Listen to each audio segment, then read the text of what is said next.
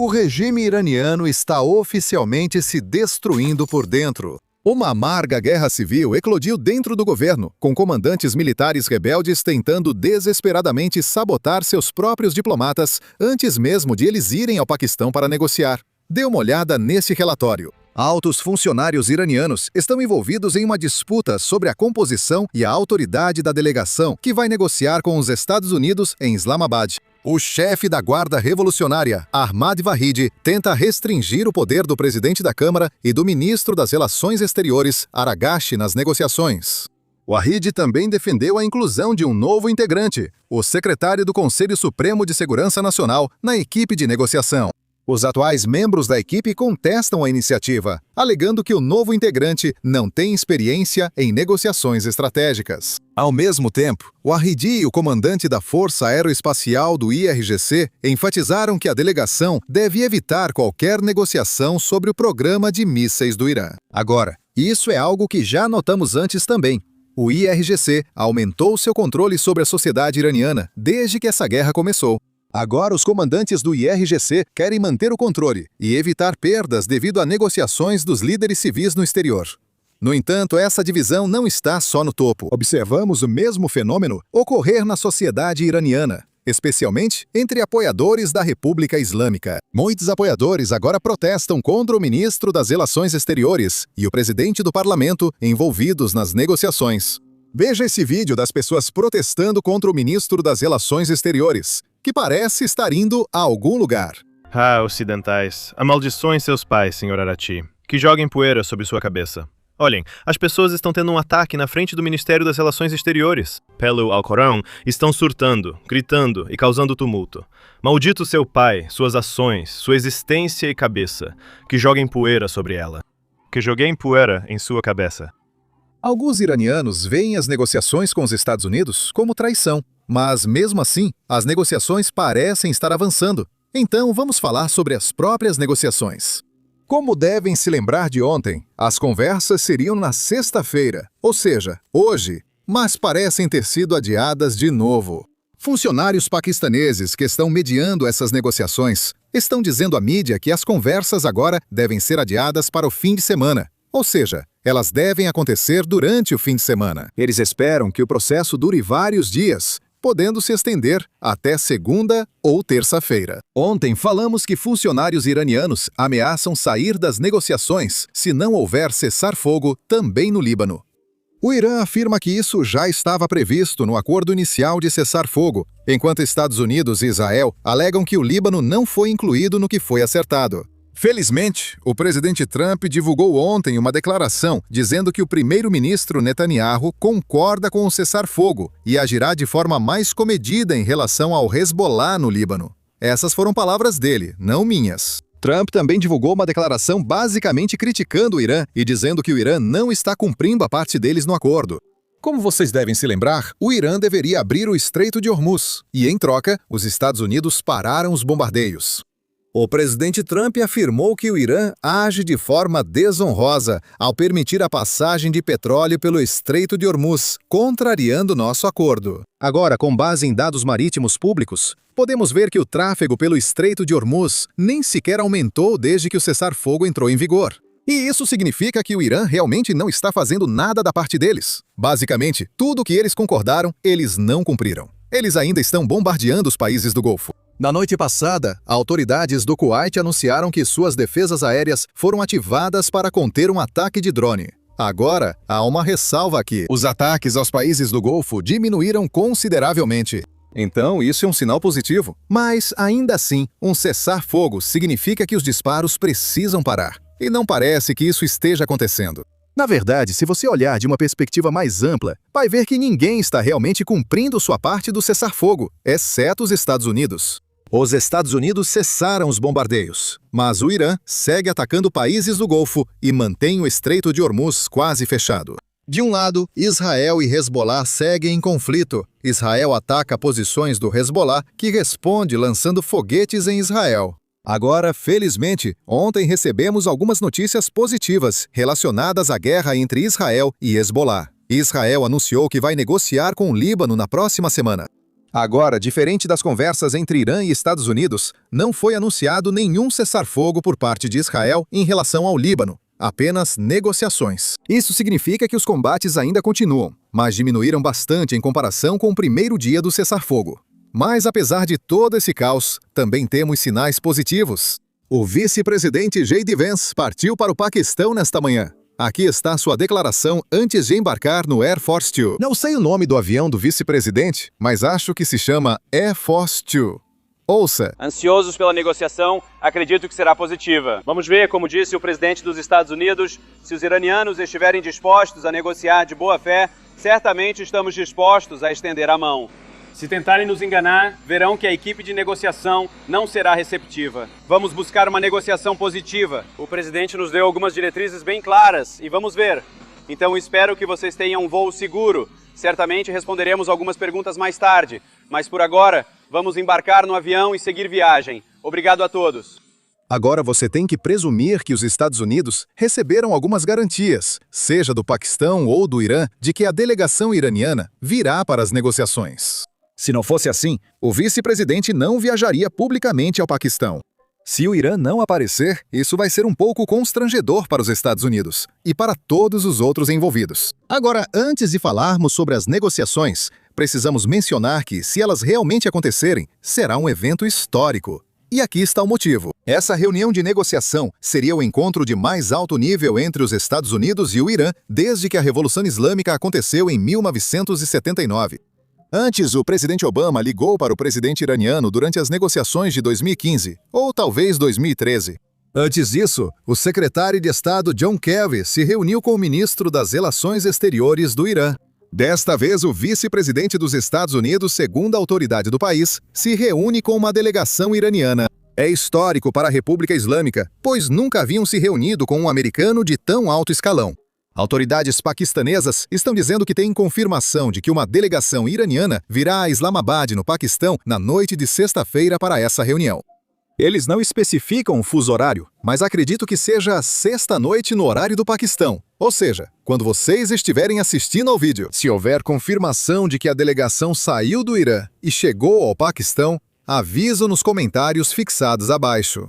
Agora, Irã e Paquistão compartilham uma fronteira, então provavelmente não é um voo longo. E eu comparei com o voo dos Estados Unidos, que acho que leva cerca de 16 horas, se você quiser ir de Washington corrente contínua para o Paquistão. Então, esse sim é definitivamente um voo longo. Faz sentido o vice-presidente Vance ter saído bem antes da delegação iraniana, já que para eles deve ser só 1 ou 2 horas de voo? Veja, o problema não é o tempo de voo. O problema são as declarações que estão sendo feitas pelas autoridades iranianas. Basicamente, as autoridades que deveriam participar desta reunião de negociação. Agora, antes de entrarmos nesse assunto, só um lembrete rápido para todo mundo clicar no botão de curtir e se inscrever aqui embaixo. Isso realmente nos ajuda bastante. Nas últimas semanas, por algum motivo, nossos vídeos não estão realmente chegando para pessoas que não são inscritas. Pelo menos é isso que está aparecendo pra gente nos bastidores. Então, se você ainda não é inscrito, não esqueça de clicar no botão de inscrever-se aqui embaixo. Isso realmente nos ajuda, e assim você pode continuar assistindo nossos próximos vídeos. Agora vamos para as declarações iranianas.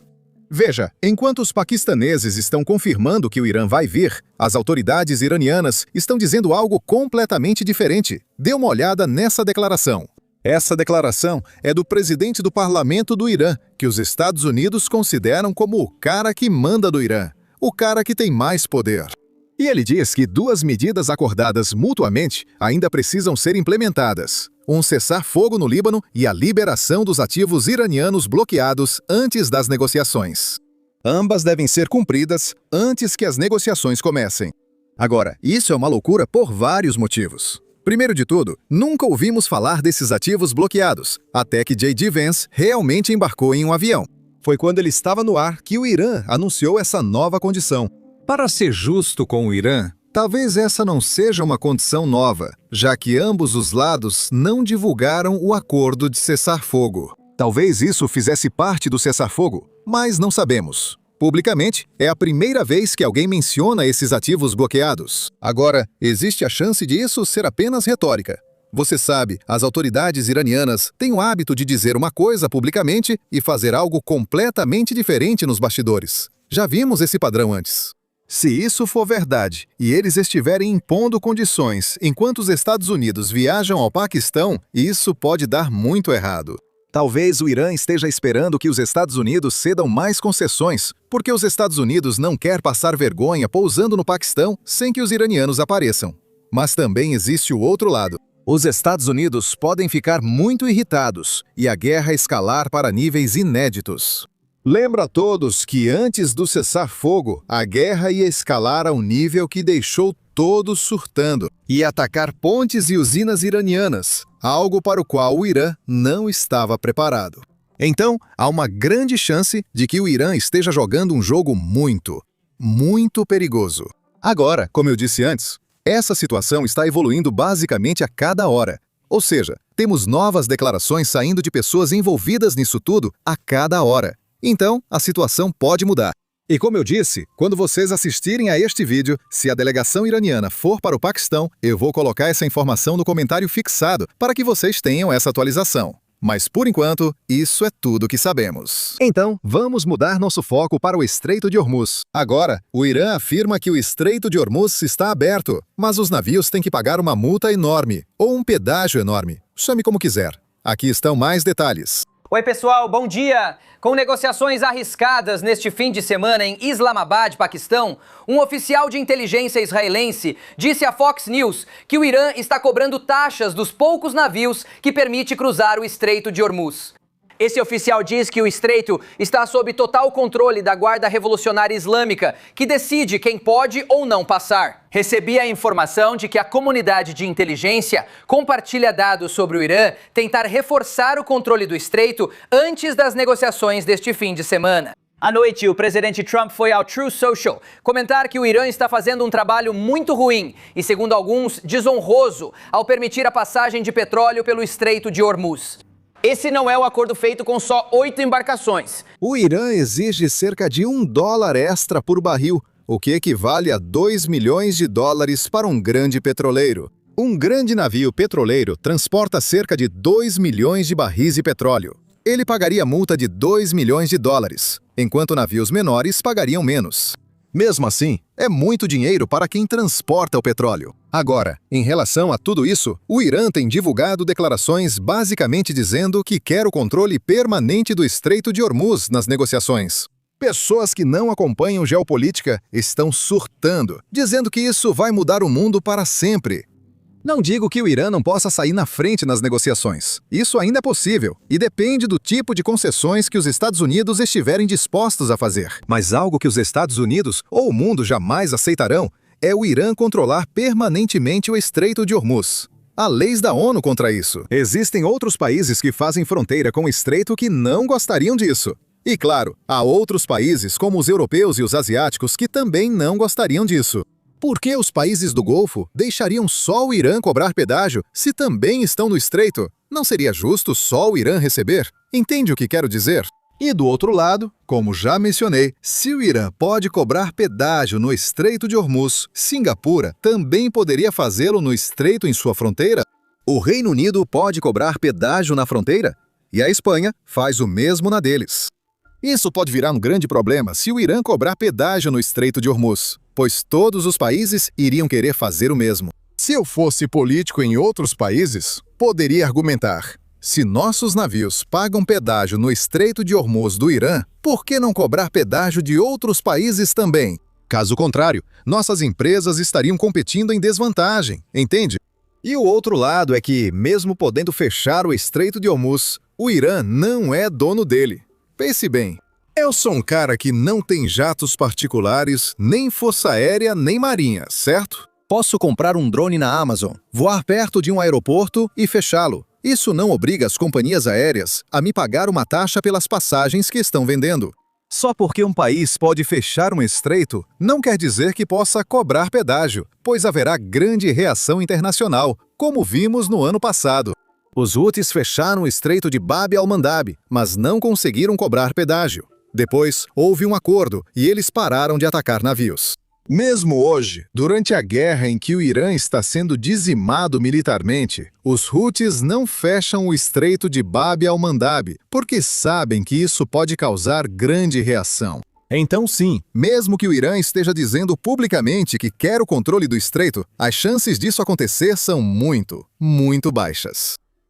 Agora, para entender por que o Irã está se comportando da maneira que está agora, precisamos voltar e olhar como o Irã chegou onde está hoje. Isso não significa apenas voltar a 1979, quando aconteceu a Revolução Islâmica. Na verdade, precisamos voltar ainda mais, até quando a dinastia Qajar governava o Irã no século XIX, e analisar como as decisões que a classe dominante tomou naquela época ainda afetam o Irã até hoje. Bem, adivinha só? É isso que fazemos no nosso podcast em várias partes, lançado hoje. Então, se você é alguém que se interessa pela história do Irã e por como chegamos onde estamos hoje, com certeza vá conferir. Você pode assistir clicando nos links na descrição, ou pode simplesmente assistir clicando na tela final que está na sua tela. Basicamente, clicando no vídeo que está na sua tela.